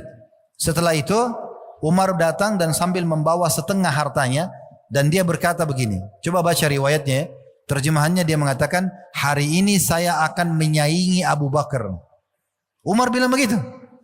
Jadi dia mau bersaing positif. Abu Bakar selama ini tidak pernah dikalahkan dalam sedekah. Setiap Nabi bilang sedekah nomor 1 ada di situ dia. Tapi khusus hari itu Umar lebih dulu datang. Umar bilang apa? Hari ini saya akan saingi Abu Bakar. Maka Umar mengatakannya, Rasulullah, ini harta saya untuk Allah dan Rasulnya. Kata Nabi Muhammad SAW, wahai Umar, apa yang kau tinggalkan buat keluargamu? Dia bilang sama, serupa dengan ini. Maksudnya saya sedekahkan setengah harta saya buat Allah dan Rasulnya. Setengah lagi saya tinggalkan buat keluarga saya. Enggak lama Abu Bakar datang. Begitu Abu Bakar datang, Umar tunggu. Mau tahu nih Abu Bakar seperti apa sedekahnya. Karena dia pikir dia sudah mengalahkan Abu Bakar. Maka Abu Bakar mengatakannya, Rasulullah, ini buat Allah dan Rasulnya. Maka kata Nabi SAW, apa yang kau tinggalkan buat keluargamu? Dia bilang Allah dan Rasulnya. Maksudnya semua yang saya miliki sekarang saya bawa, bukan setengah harta. Apa kata Umar? Coba baca riwayat itu, riwayat sahih. Kata Umar apa? Saya yakin saya tidak akan pernah bisa menyaingi Abu Bakar dalam masalah itu. Jadi memang saingannya luar biasa dalam hal ibadah gitu ya. Pernah juga teman-teman sekalian, kisah ini mungkin saya tutup dengan mungkin 1-2 kisah ya. Kalau pernah dengar nama tabi'in bernama Abdullah bin Mubarak rahimahullah. Ini ulama yang sangat masyhur. Orang ini sangat tampan, sangat pemberani ya, sangat kaya raya, sangat pintar. Rujukannya ulama di masa itu di Irak. Abdullah bin Mubarak ini bersahabat dekat dengan seorang yang lain namanya Fudail bin Iyad. Ini mantan preman, perampok jalan, taubat, kemudian bersahabatlah mereka. Abdullah bin Mubarak menerima Fudail bin Iyad sebagai sahabatnya dan dia mengatakan pada Fudail ada tanda-tanda kebesaran Allah. Karena dia bertaubat dan betul-betul bukan main-main gitu. Dari preman, dari perampok jalan tiba-tiba menjadi ulama muslimin. Hafal Al-Quran, belajar agama dan jadi rujukan umat Islam. Salah satu yang mereka buat berdua ini unik gitu. Mereka sepakat ini Abdullah bin Mubarak sama Fudail bin Iyad untuk janjian sholat subuh ketemu di satu tempat. Misalnya teman-teman kalau di Palembang ini ketemu di satu masjid, contoh saja ini, maaf kalau namanya sama, cuman saya memang kasih contoh. Masjid Al-Ikhlas misalnya ya. Kita ketemu ya di Masjid Al-Ikhlas. Ini di kisahnya tidak ada nama Masjid Al-Ikhlas ya. Saya cuma datangkan contoh. Misal contoh kita sholat subuh di Al-Ikhlas ya. Duhur, asar, maghrib kita pisah tempat. Nanti Isya kita ketemu di Masjid Al-Amin misalnya. Nah begitulah. Mereka janjian begitu. Subuh sholat sama-sama. Terus mereka nyebar aktivitas biasa. Duhur, asar, maghrib sholat. Abdullah bin Mubarak sholat di satu masjid yang mereka sudah sepakati. Yang Fudail tidak akan sholat di situ. Dan Fudail sholat di masjid. Duhur, asar, maghrib. Yang tidak ada Abdullah bin Mubarak. Isya mereka ketemu. Apa yang mereka lakukan teman-teman? Nanti kalau Isya mereka ketemu lalu mereka saling menceritakan pengalamannya di 3 sholat itu. Jadi kalau misalnya tadi duhur, Abdullah bin Mubarak temukan ada orang lama sekali berdoa di masjid. Dia datang tanya, kamu berdoa apa? Apa yang memotivasi kamu? Kenapa kau mau berdoa lama? Gitu. Lalu dia ambil pelajaran. Misalnya Fudail melihat ada orang baca Quran. Dia datangi sama Fudail. Kenapa kau baca Quran? Dia sudah tahu sebenarnya keutamaan. Tapi dia tanya, kenapa? Oh karena saya mau dapat pahala ini, pahala itu. Apa yang membuat kau bisa istiqomah? Oh karena ini, karena itu. Mereka ambil itu. Duhur, asar, maghrib pengalamannya hanya habis sholat saja. Isya mereka saling berbagi kisah. Tadi ada gini loh, tadi ada ini loh. Untuk apa? Meningkatkan kualitas ibadah mereka kepada Allah. Satu waktu teman-teman sekalian, Abdullah bin Mubarak ini pergi ke Mekah, umroh. Fudail bin Iyad temannya tinggal di Irak, nggak pergi umroh. Kata Abdullah bin Mubarak dalam kisah yang nyata ini, dia bilang saya masuk pakai ihram di tempat tawaf dekat Ka'bah. Waktu itu ternyata Mekah lagi ditimpa musim peceklik. Kering sekali. Sampai beliau mengatakan termasuk dalam sejarah mungkin pertama kali terjadi sumur Zam-Zam di masa itu kering. Itu di masa itu. Karena panasnya. Kata Abdullah bin Mubarak, Imam Haram berteriak-teriak mengangkat suara, hai muslimin, ayo kita sholat istisqa. Ayo kita sholat istisqa, as-salatul jami'. Dipanggil mereka. Kumpullah orang-orang. Sholat. Kata Abdullah bin Mubarak, saya ikut sholat. Saya ikut sholat. Setelah saya ikut sholat, seperti sholat istisqa, imamnya balik menghadap kepada makmum, memindahkan surbannya dari pundak kanan pundak kiri seperti sunnah Nabi. Kemudian mulailah dia mengingatkan orang agar taubat kepada Allah Subhanahu Wa Taala. Ringkas cerita kata Abdullah bin Mubarak, uniknya seperti sholat kami dan doa kami belum diterima sama Allah, tetap panas. Biasanya kalau diterima itu minimal mendung dan maksimalnya turun hujan. Karena sholat istisqa minta turun hujan. Kata Abdullah, tiba-tiba mata saya tertuju ke satu pintu Masjidil Haram. Di sana ada satu orang berkulit hitam pekat. Masuk, jadi kalau kita gambarkan misalnya, maaf ini gambar saja. Handphone ini adalah Ka'bah, orang lagi kumpul sholat di sini istisqa. Orang itu datang ke sudut lain yang tidak ikut sholat. Kata Mubarak, ada satu orang berkulit hitam datang, dia cari sudut Ka'bah yang tidak ada orang kumpul, lalu dia sholat 2 rakaat. Dan saya memperhatikan sholatnya.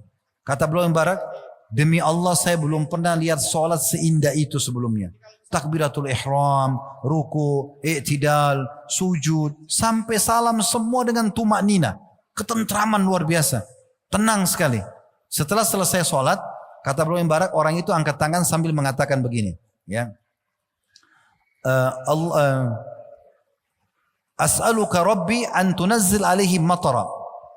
Ya Tuhanku, aku mohon kepadamu turunkan hujan buat mereka itu. Orang kulit hitam itu berdoa begitu. Abdullah bin Mubarak ini karena dia penasaran, dia perhatikan, dia mendekat dan dia dengar itu.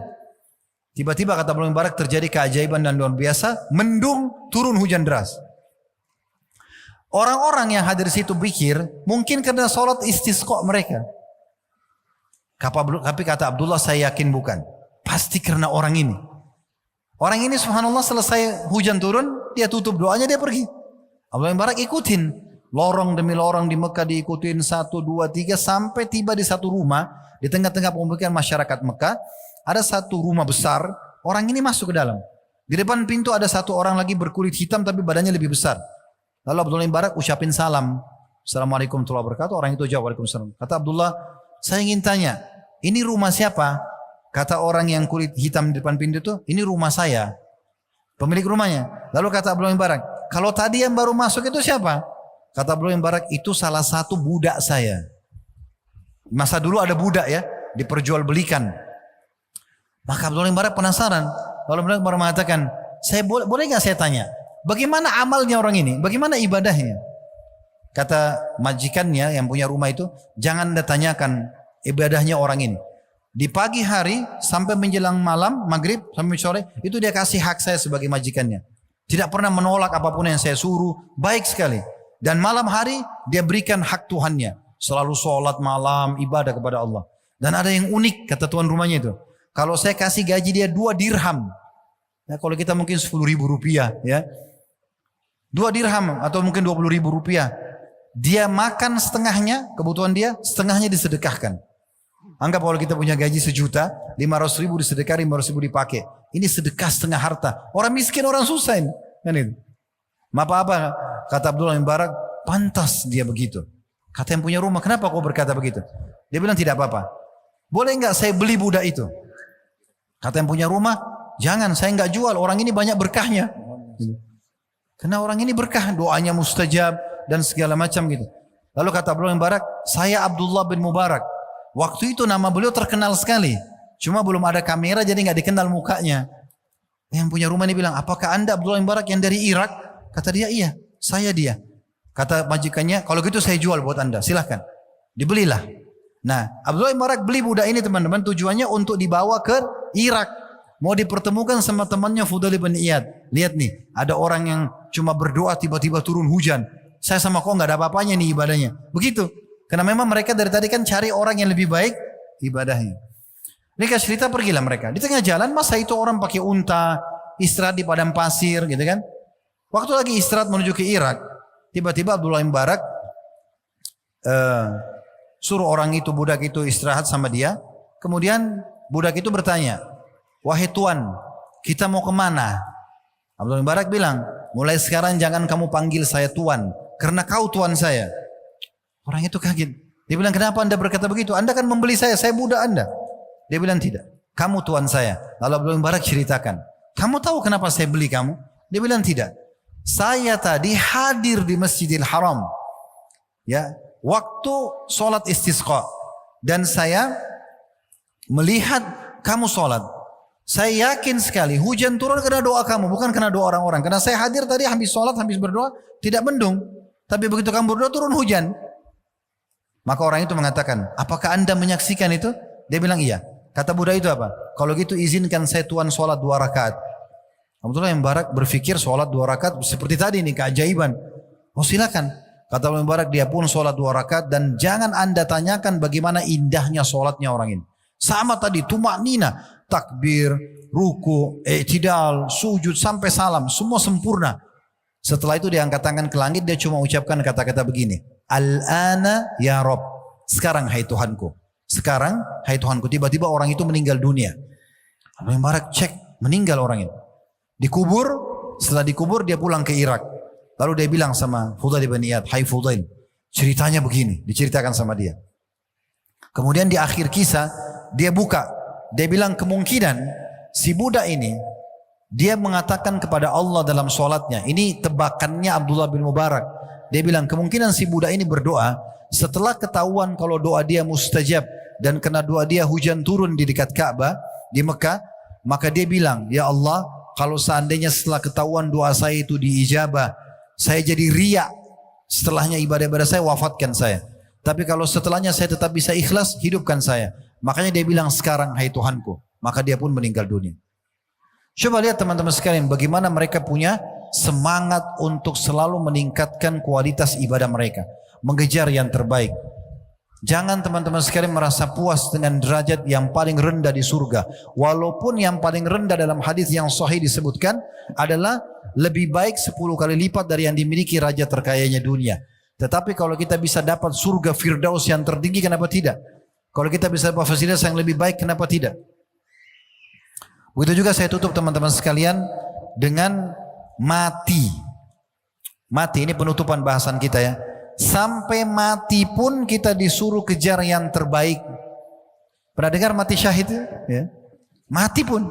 Jangan mati biasa. Mati syahid. Mati yang terbaik. Sehingga husnul khatimah. Umar bin Khattab dinukil dalam sebuah kisah teman-teman sekalian. Setelah kerajaannya meluas. Beliau berkuasa dari tahun 13 setelah Abu Bakar meninggal sampai 23. 10 tahun beliau jadi raja. Dan di masa itu luar biasa. Sebagian besar wilayah Romawi, negeri Syam takluk. Sebagian besar wilayah Persia takluk. Sebagian besar wilayah Afrika Utara, Mesir takluk. Jadi Islam itu hampir menguasai 1/4 dunia pada masa itu. Lalu Umar bin Khattab berdoa begini di Madinah. Ya Allah, karuniakanlah aku mati syahid dan di kota Rasulmu. 2 kematian mulia dikejar sama dia. Mati syahid dan mati di kota Madinah. Kalau mati syahid nanti kita akan sebutkan keutamaannya. Mati di kota Madinah ini punya keutamaan ya. Kata Nabi SAW, man istata'a minkum an yamut fil Madinah falyamut. Siapa yang bisa mati di Madinah, matilah. Ya.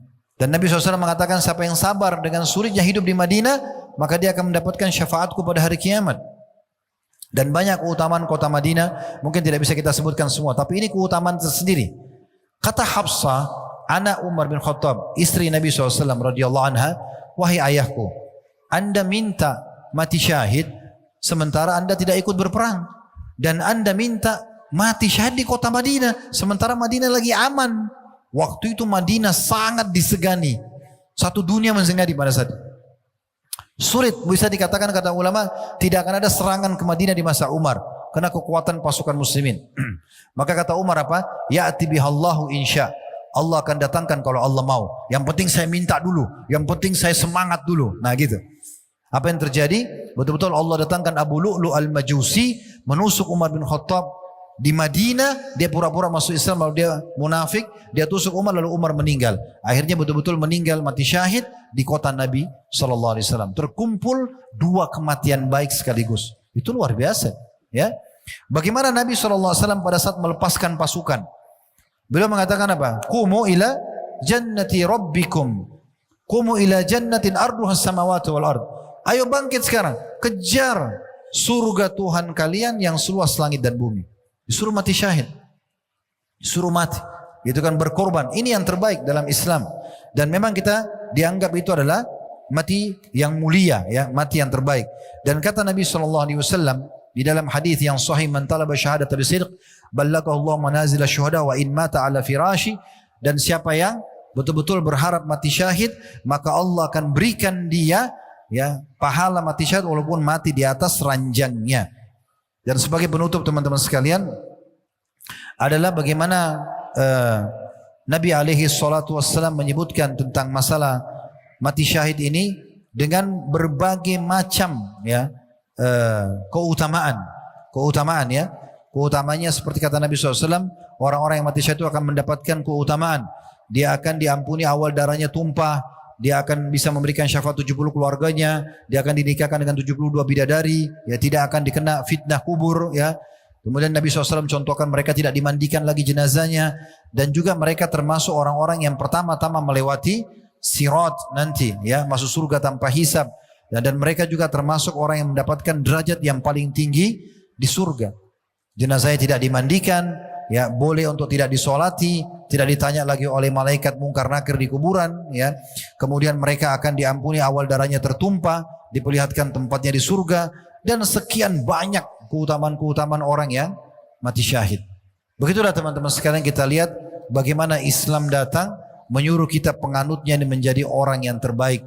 Jadi mulai sekarang bagaimana kita coba membangun, ya, semangat kita berkreasi, berkreatif, ya, inovatif untuk mengejar yang terbaik selama dia dibolehkan dalam agama, tidak melanggar peraturan-peraturan syariat Allah Subhanahu wa taala, peraturan-peraturan juga yang diterapkan oleh pemerintah setempat kita, maka itu akan menjadi bagian daripada agama kita. Allahu a'lam. Baik, ini bahasanya teman-teman sekalian. Ya, semoga Allah SWT selalu membuat kita istiqamah, ya, di atas ketaatan kepadanya, di kesempurnaan iman dan amal soleh. Semoga semua yang hadir dalam acara kita ini, baik itu live ataupun siaran ulang, baik itu offline ataupun online, dipenuhi hajat-hajatnya dunia dan akhirat oleh Allah Subhanahu wa taala, dimaafkan dosa-dosanya, diangkat derajatnya dan diterima seluruh amal-amalnya. Dan kita doakan agar negara kita selalu menjadi negara yang aman, tentram, damai. Allah jaga persatuan, kesatuan dan kemerdekaan kita. Dan Allah berikan petunjuk para pemimpin menjalankan tugas dan amanah dengan baik. Dan Allah jadikan masyarakat dari kita masyarakat yang selalu gotong royong dengan pemerintah agar menjaga persatuan, kesatuan dan kemerdekaan kita. Dan semoga Allah lunasi utang negeri kita semudah-mudahnya. Dan Allah jadikan negeri kita contoh bagi negeri-negeri yang lain. Dan tidak lupa kita doakan saudara kita di Palestina. Semoga Allah berikan mereka kemerdekaan sebagaimana Allah berikan kita kemerdekaan. Dan Allah menangkan mereka dari musuh-musuh mereka. Serta juga semoga Allah menyatukan kita semua di surga Firdausnya tanpa hisab. Mana disatukan dalam majlis ilmu yang mulia ini. Kalau benar dari Allah, maka terimalah teman-teman dan amalkan. Kalau ada salah dari saya, mohon dimaafkan. Dan sebelum kami tutup, kami berharap teman-teman terus saja berinteraksi bersama kami dari sisi ilmu.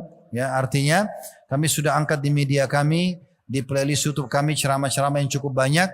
Teman-teman bisa terus mengikuti, mendekati 40-50 buku sudah dibedah, bisa diikutin dan dijadikan sebagai kurikulum. Dan silakan diambil yang sudah kami edit di media kami resmi, dan Anda bisa share ke teman-teman di Instagram yang 1 menit, insya Allah itu bisa ditonton, insya Allah bisa disebarluaskan. Dan bagi yang berminat untuk bergabung juga, kami punya yayasan-yayasan sosial bergerak dalam banyak kegiatan sosial. Dan yang bagi berminat juga bergabung bersama kami dalam umrah, Allah amanahkan kami travel Uhud Tour, dan insya Allah keberangkatan terdekat nanti ada 13 September. Anda bisa tanya teman-teman panitia yang datang dari Jakarta, ataupun Anda bisa dengan izin Allah SWT mendatangi medsos Uhud Tour. Subhanakallahumma bihamdika asyhadu an la ilaha illa anta astaghfiruka wa atubu ilaik. Wassalamualaikum warahmatullahi wabarakatuh.